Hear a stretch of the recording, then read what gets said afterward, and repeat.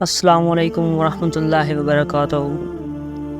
معزز سامعین، آج ہم حضرت آدم علیہ السلام کے بارے میں پڑھیں گے اور پارٹ 3 میں ان کے اولاد قابیل اور حابیل کا واقعہ پڑھیں گے۔ جب حضرت آدم علیہ السلام نے خطہ ہندوستان میں آ کر سکونت اختیار کی تو حوا علیہ السلام حاملہ ہوئیں اور ایک بیٹا اور ایک بیٹی جنی۔ بیٹے کا نام قابیل اور بیٹی کا نام اقلیمہ رکھا۔ وہ نہایت ہی خوبصورت تھی۔ پھر حوا حاملہ ہوئیں اور ایک بیٹا اور ایک بیٹی جنی۔ بیٹے کا نام حابیل اور بیٹی کا نام غزہ رکھا، مگر یہ خوبصورت نہ تھی۔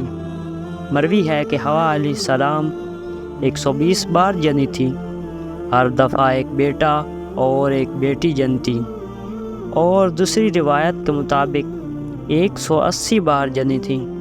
اور روایت کی گئی ہے کہ قابیل ماں کے پیٹ میں بہشت میں تھے، لیکن پیدائش ان کی دنیا میں ہوئی، اس واسطے کہ بہشت جائے پاک ہے، نہ جائے آلودگی خون کی۔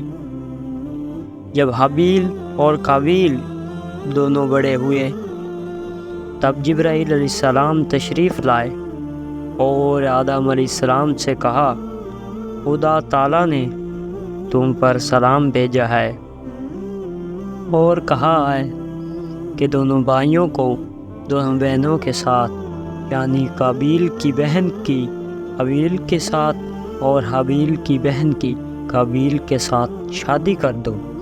تب انہوں نے حال شادی کا اپنے دونوں بیٹوں کو بلا کر کہہ دیا۔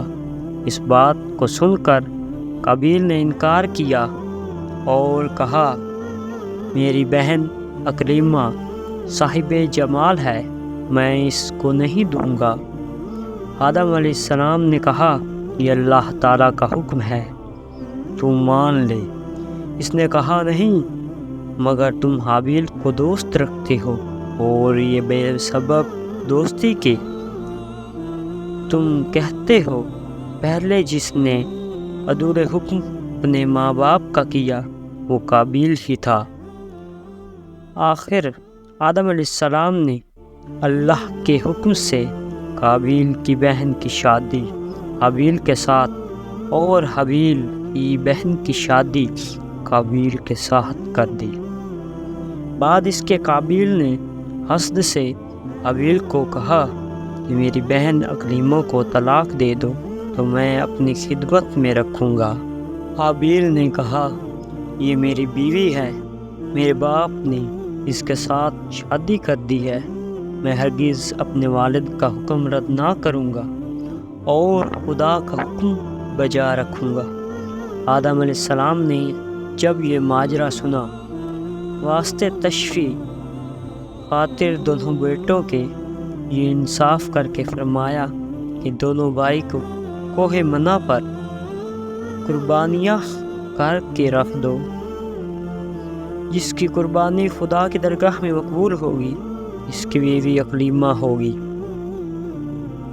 دونوں بیٹوں نے حسب حکم باپ کے کئی بکریاں لا کر ذبح کر کے کوہ منع پر رکھ دی۔ اللہ تعالیٰ نے ارشاد فرمایا، اور سنا ان کو تحقیق احوال آدم کے بیٹوں کا۔ جب نظر مانی دونوں نے، کچھ نظر پھر قبول ہوئی ایک سے اور نہ قبول ہوئی دوسرے سے۔ غرض دونوں بھائیوں نے قربانی کوہ منع پر رکھ کر دعا مانگی کہ یا الہی قربانی ہماری قبول کر۔ وہیں آتش و دھواں نے آ کر قربانی حابیل کی جلا دی اور قربانی قابیل کی قبول نہ ہوئی۔ تب قابیل حابیل سے بولا جیسا کہ حق تعالیٰ نے فرمایا ہے، قال لأقتلنک۔ قابیل نے حابیل کو کہا، میں تجھ کو مار ڈالوں گا۔ کہ قربانی تیری قبول ہوئی؟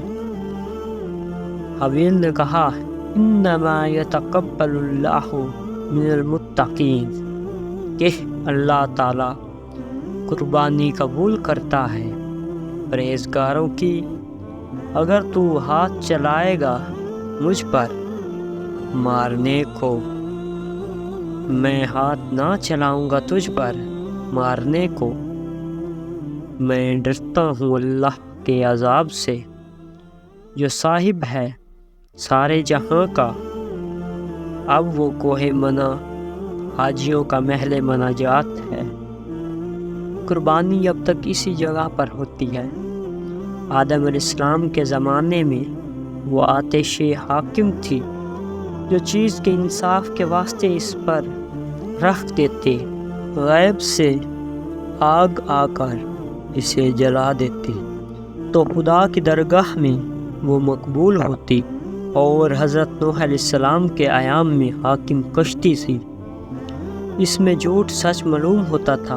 جو شخص ہاتھ اس پر رکھ دیتا فریقین میں سے، اگر کشتی ساکن رہتی تو وہ شخص سچا ہوتا، اور اگر ہلتی تو وہ جھوٹا ہوتا۔ اور حضرت یوسف علیہ السلام کے زمانے میں حاکم صح تھا، جو اس پر ہاتھ رکھتا اگر آواز نکلتی تو وہ جھوٹا ٹھہرتا، اور اگر آواز نہ نکلتی تو وہ شخص سچا ہوتا۔ اور حضرت داؤد علیہ السلام کے وقت میں حاکم زنجیر تھی آسمان سے لٹکتی ہوئی، جو فریقین میں سے اس پر ہاتھ ڈالتا اور وہ زنجیر اس کے ہاتھ میں آ جاتی تو وہ راست گو ہوتا، اور اگر وہ نہ آتی تو وہ جھوٹا ٹھہرتا۔ اور حضرت سلیمان علیہ السلام کے عہد میں حاکم سوراخ سومنا کا تھا، فریقین پر کے پاؤں اس میں ڈالتے، اگر پاؤں اس میں نہ اٹکتا تو وہ شخص سچا ہوتا، اگر پھنس جاتا تو وہ جھوٹا ٹھہرتا۔ اور حضرت زکریا علیہ السلام کے زمانے میں قلم حاکم تھی۔ قلم کو حکم ہوتا کہ نام اس کا لکھ کر پانی میں ڈال دو، اگر وہ پانی پر تیرتا تو وہ آدمی سچا ہوتا، اگر ڈوب جاتا تو وہ جھوٹا ٹھہرتا۔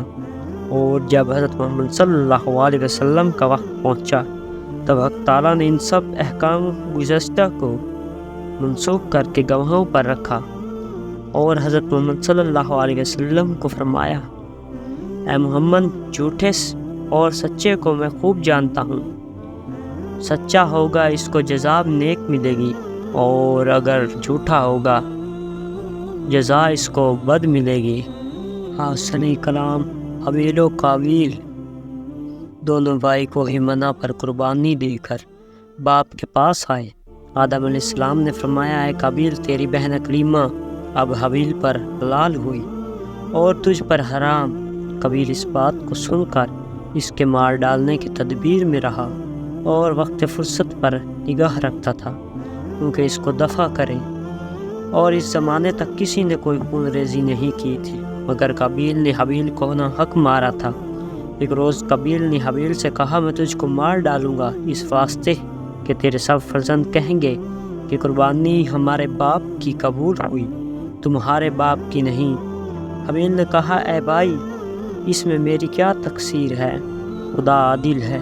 اچھا، اگر تو مجھے مارے گا میں تجھ کو نہیں ماروں گا، حق برادری کا بجا لاؤں گا، مگر تو روز حشر اللہ کے سامنے ہوگا، اور جب تجھ کو دوزخ میں ڈالا جائے گا اور میں خلاصی پاؤں گا۔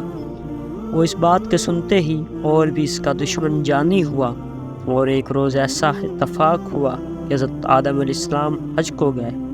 قضائے الہی سے ایک روز قابیل نے حابیل کی بکری خانے کے پاس جا کر دیکھا، اور وہ منگل کا دن تھا کہ حابیل اس میں سوتا ہے۔ اس میں متردد ہوا کہ اس کو کس طرح سے مار ڈالوں، قضائے الہی سے گریز نہ تھا۔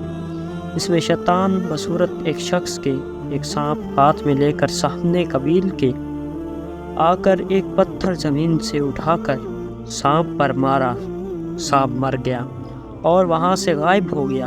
تب قابیل نے ابلیس سے تعلیم پا کر ایک پتھر زمین سے اٹھا کر حابیل کے سر پر مارا، حابیل مر گیا اور وہ مردود خدا کی درگاہ میں عاصی و کافر ہوا۔ بعد سے گدھ اس پر آ گرے۔ قابیل متردد ہوا کہ اس کا کیا کرنا ہے، آخر اس لاش کو کندھے پر لے کر گرد عالم کے پھرنے لگا۔ اس زمین پر اس کا لہو گرا، وہ زمین شور ہو گئی۔